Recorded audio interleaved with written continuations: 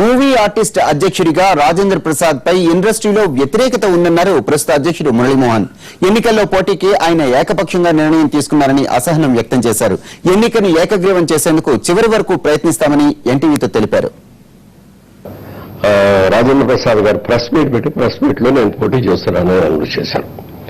Announce చేయడం తప్పు అని నేను అన్నా, కానీ ఒక్క మాట వచ్చి అన్నది నాకు చేయాలని ఉంది, నేను కొన్నాళ్ళు ఆర్టిస్టుల కోసం సేవ చేద్దామని అనుకుంటున్నాను కనుక ఒక్క మాట కనుక నాతో అనుకున్నట్లయితే అసలు ప్రాబ్లం ఉండేది కాదు. శుభ్రంగా ఆటోమేటిక్గా ఒక కమిటీని ఏర్పాటు చేసేవాడు. ఎందుకంటే అతను కూడా అనుభవజ్ఞుడు, చాలా సినిమాల్లో చేశాడు. ఓకే, కాకపోతే ఏమిటంటే అనౌన్స్ చేసిన తర్వాత ఇండస్ట్రీలో విపరీతమైన వ్యతిరేకత వచ్చింది. ఫిల్మ్ ఛాంబర్లో కానీ, ప్రొడ్యూసర్స్ కౌన్సిల్లో కానీ, డైరెక్టర్స్ అసోసియేషన్ కానీ ఆయన అభ్యర్థించబడ్డారు. ఎందుకంటే అతను కొద్దిగా కాంట్రవర్సీగా మాట్లాడుతూ ఉంటాడు, వన్ మ్యాన్ షోలాగా వెళ్తూ ఉంటాడు.